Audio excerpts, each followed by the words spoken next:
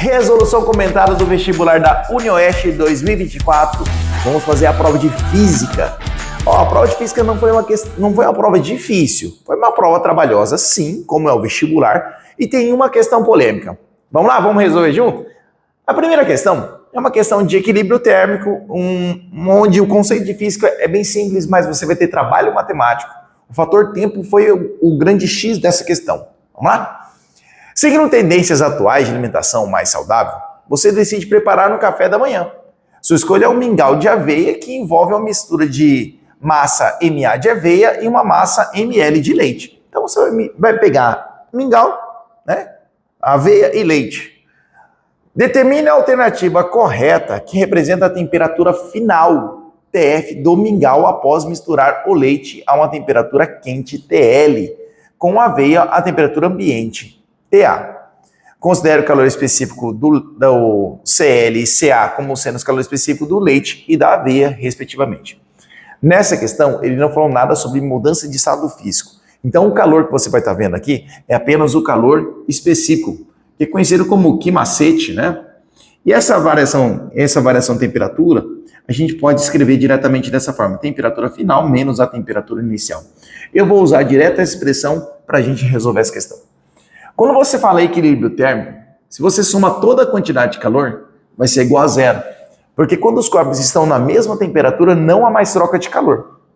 Você tem dois corpos aqui na mistura. Você vai ter o calor do leite mais o calor da aveia. Juntando tudo, vai ser igual a zero. Calor vai ser o calor sensível, tá? Vai ser o Q-macete. Massa do leite, calor específico do leite. Temperatura final menos a temperatura inicial do leite, que ele chamou de TL. Mais massa da aveia, calor específico da aveia, temperatura final, menos a temperatura inicial da aveia, tudo isso igual a zero. O seu objetivo é deixar a temperatura final sozinha, tá? Então, vamos fazer distributivo aqui, ó. Aqui, a massa do leite, calor específico do leite, temperatura final. Eu fiz essa multiplicação, agora eu vou fazer essa aqui, ó. Mais massa do leite, calor específico do leite. Desculpa, como tem menos aqui, ó, vou colocar menos aqui, isso. Vezes temperatura final do leite. Mais, agora aqui, ó. Massa da aveia, calor específico da aveia, temperatura final que você quer saber, menos. Massa da aveia, calor específico da aveia, temperatura inicial da aveia, tudo isso igual a zero. Você quer deixar esse sistema aqui, que tem a temperatura final, isolado. Então, vou deixar aqui, ó. Massa do leite, calor específico do leite, temperatura final, mais massa da aveia, calor específico da aveia, temperatura final. Passa os dois termos negativos para o outro lado, vai para o outro lado positivo.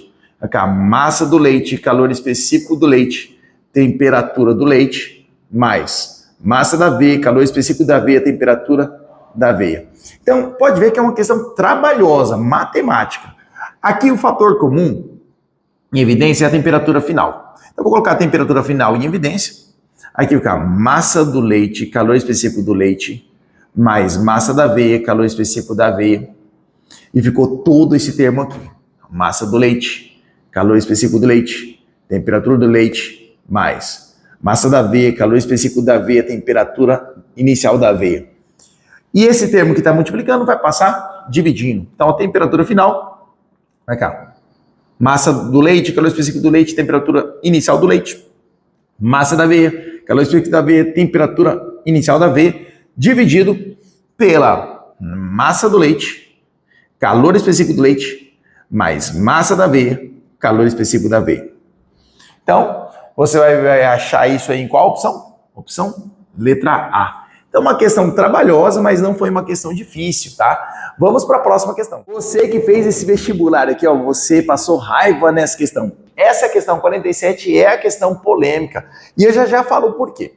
Essa questão 47 vai falar sobre ângulo limite. Ângulo limite também pode ser chamado de ângulo crítico, tá? Antes de mais nada, você tem que lembrar um conceito básico de ângulo limite. Para ocorrer o ângulo limite, a onda deve seguir do meio mais refringente para o meio menos refringente. E você calcula dessa forma aqui, o índice de refração menor sobre o índice de refração maior. Por exemplo, é sabido que para a luz, né, o índice de refração do vidro é maior do que o índice de refração do ar. E o que acontece aqui, ó? Vou pegar aqui uma reta imaginária, essa reta imaginária é chamada reta normal. Quando eu falo já do ângulo limite, né? O ângulo limite e o ângulo crítico, o que acontece? A onda vem aqui e ela sai rasante. No caso, até aqui tá tendo refração, tá? Então aqui eu vou chamar de ângulo limite. Ah, um detalhe, vamos supor que aqui é 100% da onda. E vamos supor que refrata 70%. Os outros 30%, o restante 30% é refletido. Então aqui você vai ter incidência, você tem refração e reflexão. Aí o seguinte, vou apagar essa parte da reflexão aqui para não poluir o nosso desenho. Se você incidir com um ângulo abaixo do limite, ou seja, um ângulo menor que esse, nesse caso aqui, a luz vai vir aqui e ele vai para outro meio sim, tá? Logicamente uma parte dela volta. Aqui é a incidência, aqui é a refração e aqui é a reflexão. Vamos supor que está chegando a 100% aqui, vamos falar que vai voltar aqui em torno de 10% e vou falar que vai transmitir 90%. É uma suposição, tá?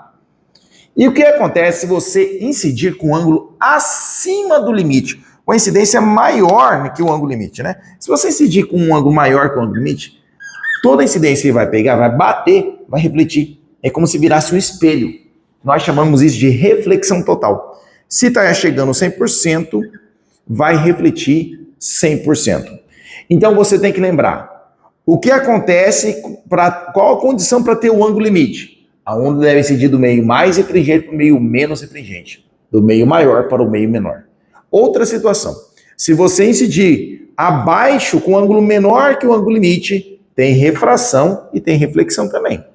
Agora, se você incidir acima do ângulo crítico, tem a reflexão total. Essa é a situação. Professor, existe ângulo limite do meio menos refringente para o meio mais refringente? Não, não existe essa situação.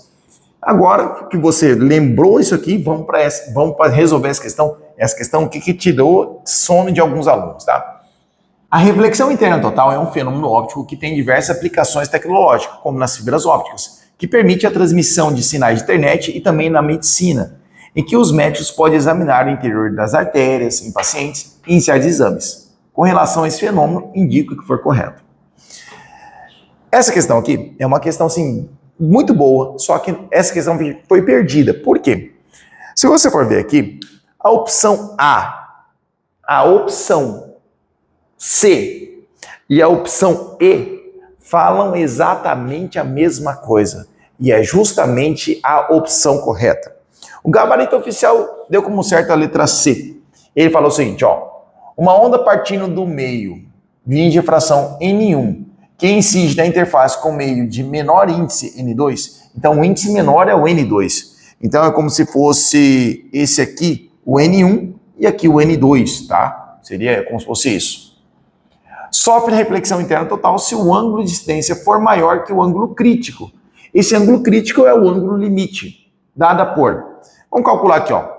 Seno do ângulo limite, que é o ângulo crítico, N menor sobre N maior. O N menor na questão é o N2 e o índice 1, N1, né? Só que ele colocou um inverso, né?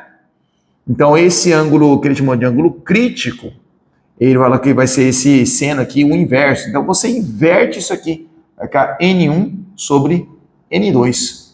E é a opção correta, a letra C, que é a mesma opção correta, a letra E, que é a mesma expressão correta, a letra A. Então foi uma questão perdida. É uma questão muito bonita, onde deveria ter apenas uma questão correta. Na verdade, deveria ter alguma diferença aqui e foi algum erro de digitação, tá? Vamos para a próxima questão.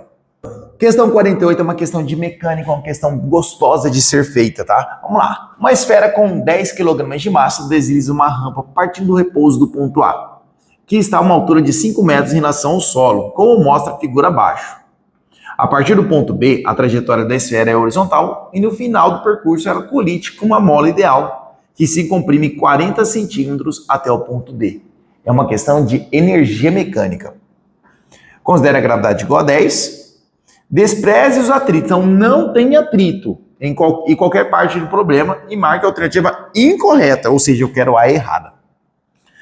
Dados importantes: forneceu a massa, que é de 10 kg, a altura é de 5 metros e a deformação no final lá é 40 centímetros, que está aqui, que é 0,4 metros. Tá aqui. E a figurinha é essa aqui. O que você tem que saber? Esse corpo, nesse ponto aqui, ele vai ter uma energia potencial gravitacional. Aí, como não tem atrito, essa energia, o corpinho desliza, e nesse ponto aqui, esse corpo tem movimento. Ele vai ter uma energia cinética no ponto B. Eu vou até colocar aqui o ponto A, energia cinética no ponto B. Aí esse corpo ele vai colidir e vai parar até chegar no ponto D. Vou desenhar aqui. E nesse momento, quando ele parou, toda essa energia que estava aqui foi transformada em energia potencial. Aqui você vai ter uma energia potencial elástica no ponto D. Como é um sistema sem atritos, ou seja, é um sistema conservativo, então o que acontece com a energia? Vamos supor que aqui tem 10 unidades de energia. Se aqui vai ter 10 unidades, essa energia vai ser transformada em energia cinética aqui, que vai ser conservada em energia potencial aqui. Então, o valor dessa energia nesse ponto vai ser igual a energia cinética nesse ponto, que vai ser igual a energia potencial elástica nesse ponto, tá? Porque não há perda de energia, não há atritos. Agora vamos ler questão por questão. Ele fala o seguinte: o trabalho da força-peso que age sobre a esfera entre os pontos A e B tem um valor igual a 500 joules. Aí você tem que lembrar como calcula o trabalho da força-peso. O trabalho da força-peso é você pegar a força-peso vezes o deslocamento vertical. O peso quer que o corpo desça. E nesse caso, de A para B, o corpo desceu. Então, esse desnível aqui, eu vou pegar um valor em módulo e colocar um valor positivo, tá? A massa, 10 kg, a gravidade igual a 10, e o desnível, ou seja, o que desceu foi de 5 metros. Então, o trabalho do peso vai ser de 500 joules. Beleza, ele quer a errada, ele quer a incorreta, beleza? Letra B. A energia potencial gravitacional da esfera no ponto A, sua energia cinética no ponto B e energia potencial elástica da bola no ponto D tem o mesmo valor? Sim, porque não há perda de energia. Se aqui for 10, aqui vai ser 10, aqui vai ser 10. Então, perfeito, letra B, ok. A quantidade de movimento linear da esfera, quando ela passa pelo ponto C, tem módulo igual a 100 kg metros segundos naquele ponto, né? O que você tem que lembrar? O que é quantidade de movimento? Vou até fazer aqui, ó. Letra C. Quantidade de movimento é massa vezes a velocidade. Então você vai ter que saber a velocidade aqui. Como que você vai achar a velocidade nesse ponto? Simples. Você pode fazer uma comparação da energia potencial no ponto A, que foi transformada em energia cinética no ponto B. Então posso falar que a energia cinética no ponto B veio da energia potencial gravitacional do ponto A. E energia cinética, massa velocidade ao quadrado sobre 2, eu vou achar a velocidade naquele ponto, tá? E energia potencial mgh. Aí o fator massa não, você pode desprezar. Velocidade ao quadrado igual a 2 vezes a gravidade, que é 10. A altura que caiu foi 5. Tá ao quadrado você vai tirar raiz. Raiz quadrada de 2 vezes 10 vezes 5 vai ser 100, tudo isso, né? Isso aqui vai dar 10. Mas a pergunta é quantidade de movimento. Quantidade de movimento é a massa do corpo, que é 10 kg, e a velocidade é 10, que vai dar o total da quantidade de movimento de 100 kg metros por segundo. Então, ok, beleza. Letra D. O valor da constante elástica da mola é esse valor? O que você vai ter que fazer? Você não precisa pegar essa energia, depois transformar em energia cinética para você fazer aqui. Você pode fazer uma comparação do início ao fim. Eu posso falar que a energia, vou ter que colocar aqui, ponto, o item D. Você vai falar assim, a energia potencial gravitacional do ponto A vai virar energia potencial elástica do ponto D. Energia potencial gravitacional, mgh. Energia potencial do ponto D é o kx quadrado sobre 2. Um detalhe que esse x é a deformação e tem que ser em metros, tá? A massa do corpo é 10 kg, a gravidade 10, a altura que caiu 5, a constante é o que você quer saber. E esse x é 0,4 ao quadrado, tudo isso dividido por 2. Você resolvendo essa continha, você vai achar que esse k vale 6.250 newtons por metro. Vamos supor que na hora você estava com preguiça, né? Eu quero atalhos para resolver. Você poderia ir para a letra E, por exemplo. Como não tem atrito, esse sistema como não tem atrito, se você soltou aqui no ponto A, ele ia pegar, ia descer, ia parar, e a mola ia lançar ele de novo. Como não tem atrito, ele chegaria no mesmo nível, que estava a 5 metros do solo. E ele fala assim, quando a mola se estender novamente, lançando a esfera em sentido contrário, ela atinge uma altura de 4,5 metros. Não, ela iria atingir a altura de 5 metros, porque não há perda de energia. Beleza? Uma questão bonitinha, uma questão de mecânica. Vamos para a próxima. Essa questão você tinha que lembrar de um conceito. Qual conceito?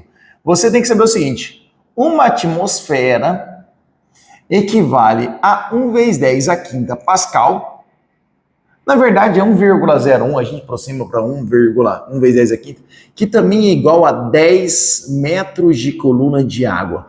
Ou seja, se você afundar em água a cada 10 metros, aumenta 1 atm. Então, 1 atm equivale a 10 metros de coluna de água. Pressão da atmosfera do ar. Então você já tem a pressão da atmosfera do ar e você está a uma profundidade de 3.800 metros. E ele quer saber a pressão aqui nesse ponto. Lembra que a cada 1 atm, a cada 10 metros de água, você tem 1 atm. Então isso aqui vai representar 380 atm. Então qual vai ser a pressão total aqui? A pressão total aqui vai ser a pressão do ar com mais a pressão da água, resultando em 381 atm. Só que a resposta não está em atm, está na unidade de Pascal, ou Newton por metro quadrado. Isso aqui, eu posso falar que é a mesma coisa que a 381. 1 atm tem 10 a quinta Pascal, vezes 10 a quinta Pascal. O que eu vou fazer? Vou colocar em notação científica, vou tirar 2 casas daqui. Se eu ando 2 casas aqui, eu acrescento 2 unidades aqui. É 5. Soma 2, 7. Então deu 3,81 vezes 10 elevado a 7 Pascal. Tem que lembrar uns conceitos básicos da física moderna, ou seja, a parte da relatividade restrita. Por que você tem que lembrar da relatividade restrita? Primeira coisa, para qualquer referencial, a velocidade da luz é o limite. E você não consegue ir mais rápido que na velocidade da luz. E é muito difícil alcançar isso. Uma matéria não consegue atingir essa velocidade. E quando um corpo está se movendo muito rápido, o que acontece? A gente vai falar que tem a dilatação do tempo, né? Então, para quem está se movendo, o tempo para ele passa de uma forma que nós medindo aqui, você tem a sensação que vai ser mais lento para eles. Por exemplo, olha só que bacana. Tem um paradoxo dos gêmeos, né? Vamos supor o seguinte, você nasceu agora, você tem um irmão gêmeo e você nasceu agora. Depois de 10 anos, né? Você vai ter 10 anos. Aí o que acontece? O seu irmão, você não, né? Alguém colocou ele para viajar num ônibus espacial. E esse ônibus, ele viaja a uma velocidade de 80% da velocidade da luz. E ele vai voltar. Aí, sabe quantos anos vai ter seu irmão gêmeo, que nasceu junto contigo lá? Ele vai ter 6 anos. Para ele, passou só 6 anos. Ele viveu só 6 anos. É que o tempo passa de forma diferente. Ou seja, o tempo também depende da velocidade. Quando os corpos estão mais rápidos, ele passa mais lentamente. Se você assistiu o filme Interestelar, ele relatou muito bem essa história aqui do paradoxo dos gêmeos. Só que ela é a história de um pai que foi numa missão espacial e voltou. E quando o pai retorna, ele é bem mais novo que a filha que ficou na Terra. Bem interessante o filme. Agora o que acontece? Quando você aumenta a velocidade, os corpos, quando se movem mais rapidamente, ele reduz na direção do movimento. Então a gente vai ter uma contração do espaço. Então, quando você aumenta a velocidade, os corpos reduzem na direção do movimento. Mas para o corpo que está se movendo, ele não percebe essa diferença. É uma diferença medida em diferentes referenciais. Então, conceitos básicos aqui da relatividade você tem que saber para fazer uma prova dessa, que envolve física moderna. E quer saber a questão incorreta. Assinar a alternativa incorreta. Letra A. Quando medimos intervalos de tempo em reverenciais em movimento, observamos que esses intervalos são mais curtos, indicando que o tempo flui de maneira mais vagarosa. Esse é o efeito conhecido como dilatação do tempo. Sim, então para quem está se movendo aqui, passa mais lentamente em relação a esse que ficou aqui na Terra. Ok. Apesar de bem fundamentada teoricamente, a teoria da relatividade restrita ainda não foi comprovada experimentalmente. Olha só que interessante, o Einstein, ele não fez experimento no começo para chegar nessas conclusões da teoria da relatividade. Ele é um físico teórico, então ele chegou na teoria, está fazendo conta.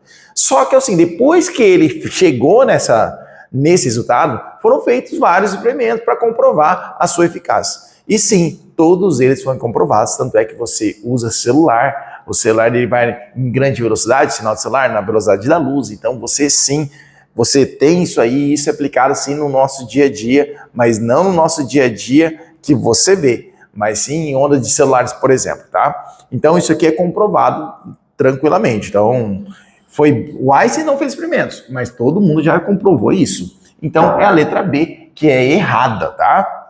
Aí se você for ler bonitinho os outros itens, você vai ver que todos estão corretos, tá? Questão 51. As afirmativas listadas a seguir estão relacionadas aos mecanismos de transferência de calor. É condução, radiação, convecção, né? Condução, convecção, radiação. Algumas assertivas são verdadeiras, enquanto outras são falsas. Vamos para a primeira. A condução é um processo de transferência de calor que ocorre principalmente em meios materiais sólidos. Sim, envolvendo a transferência de calor por vibrações moleculares. Na condução, uma molécula vibra, transforma e transmite essa energia para o outro, assim sucessivamente. Então aqui, verdadeiro. Na convecção, os fluidos quentes e menos densos tendem a subir, enquanto os fluidos frios e mais densos tendem a descer, criando corrente de convecção. Sim, ok. 2, não tem que falar. A condução é mais eficaz em materiais isolantes. Não, a condução ele tem que ser um meio condutor de energia. Então, em um material isolante ele não conduz. Então, a opção 3 aqui está falsa. Agora é o seguinte, esse item aqui que é polêmico. A irradiação ocorre em meios sólidos.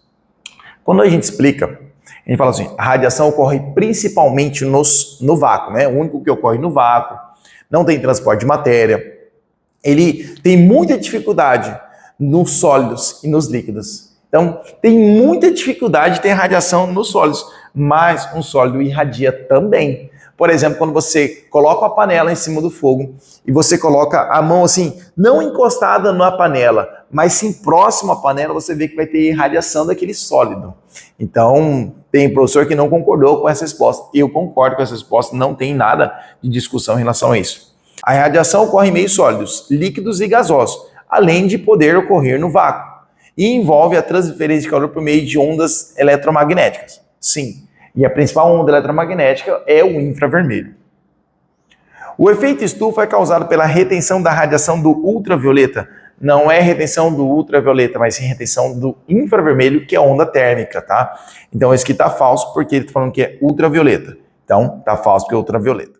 Essa questão aí, pro aluno que decora conceitos, ele perdeu essa questão por bobeira, tá? O que você tem que lembrar para fazer essa questão? Essa questão envolve coeficiente de atrito, tá? E você tem que lembrar que existe o coeficiente de atrito estático e o cinético. É sabido que o coeficiente de atrito estático é maior que o atrito cinético. E quando você usa coeficiente de atrito estático? Em situações sem raspagem. Então, quando você não tem raspagem, é atrito estático. Então, quando tem um corpo parado, não está raspando, é atrito estático. Quando você está andando, você encosta seu pé no chão e tira, é atrito estático. Quando um carro está em movimento, ele encosta a roda no chão e tira, é atrito estático. Agora, o que é o atrito cinético? É quando tem raspagem. Com raspagem. Então, se você pensar em uma caixinha que você está raspando no chão, é atrito cinético. Ou quando um carro está derrapando, ele trava a roda e vai raspando. Então, quando tem essa raspagem, é atrito cinético. E você tem que saber essa diferença aqui. É que normalmente a gente explica utilizando bloquinhos, né? Caixinhas. E quando você fala com caixinhas, normalmente o professor fala, olha, quando está parado é estático, quando está em movimento é cinético. Não, não é isso. Você tem que ver se tem raspagem ou não, tá? Alguns vídeos curiosos da internet mostram derrapagem de veículo. Acabou. Se você sabe isso, você já matou a questão. Derrapagem, ou seja, já está tendo raspagem, então você vai estar utilizando nesse exercício o coeficiente de atrito cinético. Derrapagem de veículos em estradas escorregadias. Considere a distância em que um carro percorre até parar em uma pista horizontal seca e uma pista horizontal coberta de gelo. Então, no gelo você vai ter menos atrito ainda, um pequeno coeficiente de atrito. Iniciando a frenagem com a mesma velocidade, assinada a alternativa incorreta, ou seja, a classe B, a errada. A distância que um carro percorre na pista seca é menor que na pista coberta de gelo? Sim, com certeza. Na pista seca você tem mais atrito cinético, né? Letra B. A distância que o carro percorre nos dois casos depende do coeficiente de atrito estático? Não, não depende do atrito estático, depende do coeficiente de atrito cinético entre o pneu e o chão. Então, essa é errada, então essa você vai marcar. Agora, letra C. A distância que o carro percorre nos dois casos depende do coeficiente de atrito cinético entre o pneu e a pista e é maior na pista seca. Ok, perfeito. A distância que o carro percorre nos dois casos depende do coeficiente de atrito cinético entre o pneu e a pista, que é menor na pista congelada. Sim. A distância que o carro percorre nos dois casos não depende do coeficiente de atrito estático entre o pneu e a pista. Verdade, não depende do estático. Como está tendo a derrapagem, vai ser atrito cinético. Questão muito boa essa, hein? Vamos para a próxima. A questão de momento ou torque, você tem que lembrar que momento é igual força vezes distância. Para você resolver essa questão, você tem que lembrar o conceito de momento ou torque. E ele vai falar sobre uma pessoa segurando um peso, né? Uma pessoa sustenta o objeto com peso P na palma da mão, mantendo o antebraço a uma posição horizontal em relação ao solo plano perpendicular em relação ao braço, conforme indicado na figura 1 abaixo. Já vou colocar a figura aqui. PS representa a força peso do antebraço, aplicada ao seu centro de gravidade, e F é a força vertical exercida pelo músculo bíceps. A figura 2 é um diagrama esquemático dessa situação, no qual o antebraço é representado por uma barra homogênea com uma extremidade livre e uma extremidade articulada no ponto O. Ok, vamos para os dados importantes.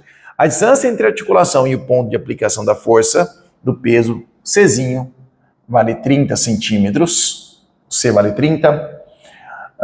Do centro da gravidade, localizado na distância Bzinho, vale 14. Tá aqui. E o Azinho vale 5. O Azinho vale 5 centímetros. Ok, vamos para a figura. Então ele te deu esses valores aí. Considerando que o peso vale 45 newtons, o PS 25 newtons, a força mínima exercida pelo bíceps necessária para manter o antebraço na posição instalada deve ser qual é a força do bíceps. É isso que eu tenho que saber aqui. Primeira coisa que você tem que ver é o seguinte, é uma questão de momento. Momento é o seguinte, vou considerar esse aqui sendo o meu ponto fixo, tá? Esse aqui vai ser meu ponto fixo. E através dele eu vou ver a rotação dos outros. A barra, no caso o peso está fazendo uma força nesse sentido, esse nesse sentido, e o bíceps nesse sentido aqui. O que acontece? Essas duas primeiras aqui, pensando que aqui está fixo, ele vai estar rotacionando no sentido anti-horário. Pensando que aqui está fixo, e está fazendo força para cima, vai estar girando no sentido horário. Como não está girando, eu gosto de fazer sempre a relação seguinte. Quem está querendo que gira num sentido, vai empatar com quem está girando no outro, porque ele não está girando, não está rotacionando. Então, quem está girando no sentido anti-horário é o momento do peso mais o momento do S lá. E quem está girando no outro sentido é só o bíceps, que é o momento da força F. Como calcula momento? Força vezes distância. Força do peso, distância do peso, mais força F, distância do S, força do bíceps, distância do bíceps. Colocar a distância F aqui. Essa distância É sempre dar força até onde está fixo. Então, se eu pego a força peso, tem que ver a distância C. Pego a peso PS, pego a distância B. Pego o bíceps, a distância é o A. Então, vamos substituir. A força peso, ele te deu o que é 45. A distância do peso até o ponto fixo é o C, que vale 30. A força S, 25. A distância do S até o ponto fixo é o Bzinho, e esse Bzinho vale 14. A força do bíceps, você quer saber, e a distância daqui até aqui vale o A, e o A vale 5. Agora acabou a física, é matemática, você vai, uma sugestão aqui, ó, divide todo mundo por 5. Aqui por 5, aqui vai ficar 5, aqui vai ficar 9, né? 9 vezes 30 vai dar 270, 5 vezes 14 você vai dar 70, e aqui vai ser a força que você quer saber, e isso aqui vai dar 340. Essa é a questão número, deixa eu ver essa questão, questão número 53. Questão 53, letra A, uma questão legal de momento. Vamos para a próxima questão aqui, direto aqui. A próxima questão é a questão 54, uma questão de carros elétricos. Ele vai te dar todo um texto, tá? Você já, com certeza, já leu essa questão. E o que ele deu de importante aqui nesse texto? Ele falou que um cavalo é igual a 740 watts. Você vai ler o texto aí, vai estar aqui, ó. Um cavalo é 740 watts. Outra coisa que ele falou, ele te deu a tensão do motor elétrico aí, que é de 270 volts. Tá aqui, ó, tensão 270 volts. E ele te deu a energia armazenada, hein? A energia armazenada é de 37 kWh de energia. Então ele vai te dar toda uma explicação bonitinha, ok. Ah, e ele falou que o carro tem potência máxima de 100 cavalos. Então a potência do carro é de 100 cavalos. Ou seja, eu posso falar que essa potência aqui, em vez de colocar o cavalo, né, como um cavalo tem 740, eu vou pegar o 740 e multiplicar por 100. Aí eu vou ter watts, que eu posso deixar dessa forma aqui. Em vez de colocar 74 mil watts, 74 quilowatt. Olha só que bacana que eu posso ter já.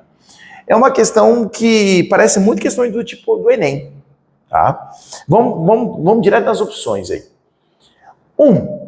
A potência máxima desse carro elétrico é 74 kW? Sim, a potência do carro é 74 kW. Ok, bateu. Ok. Agora 2. Ao operar na sua potência máxima, a energia total que pode ser armazenada pela bateria é consumida pelo motor elétrico em 2 horas. Então eu quero saber o seguinte, nessa potência, essa energia vai conseguir alimentar por 2 horas? Aí você tem que lembrar que energia é potência vezes tempo. Qual o valor da energia? 37 kWh. Qual a potência no sistema máximo aqui? Ó, 74 kW. E eu quero saber o tempo. Quilowatt vai embora. E o 74 vai passar dividindo. Então, 37 dividido por 74 é o tempo. E esse tempo vai ser meia hora, 0,5 horas. Então, o aluno aqui que pegou e trocou 37, passou dividindo, você achou 2. Não, 0,5 horas. Então, aqui está errado. Durante a operação do automóvel, a intensidade máxima da corrente elétrica que pode ser fornecida pela bateria, pelo motor, é S. Aí você tem que lembrar a formulazinha de potência, né? Vou que colocar aqui. A potência você vai pegar pelo π. E um detalhezinho. Quando você coloca na expressão, a gente vai usar a expressão em watts. Então vai dar 774 mil watts. A corrente você quer saber. E a tensão de operação aí é de 270 volts. E quando você faz essa conta, você vai achar o valor de aproximadamente de 274 amperes. Pegadinho do exercício, hein? Porque se você usasse os 74 quilowatts, você ia achar 2,74 quiloampere. Se tivesse quiloampere, estaria certo. Então tá errado, 274 ampere, aproximadamente, tá? Aqui ele vai falar o seguinte, então tá errado aqui. Se a autonomia, ou seja, o consumo, a distância percorrida, é de 370 quilômetros, seu consumo é de 10 kWh a cada 100 quilômetros. Vamos fazer uma regra de 3. Ele falou assim, ó, qual é a energia? 37. Então, 37 kWh de energia vai dar um total de 370 quilômetros. Então, se eu pego 10 kWh, quantos quilômetros vai dar? É bem simples, é só multiplicar por 10, tá vendo? Então, você quer 10, vai dar 100. Ou seja, vamos ler de novo? Se a autonomia do carro é 370 km, o seu consumo é de 10 kWh a cada 100 km? Sim, perfeito. Então ficou 1 e 4. 1 e 4, letra C. Essa foi a resolução comentada da prova da UniOeste 2024. E aí, você se deu bem nessa prova? Ficou com uma dúvida? Ó, se você ficou com alguma dúvida, manda mensagem, escreva aqui nos comentários do vídeo. Qualquer coisa, você siga o professor lá no Instagram, professor Sami, e manda mensagem, tá bom? Ó, forte abraço, bons estudos e a física não é difícil. Até mais, tchau, tchau.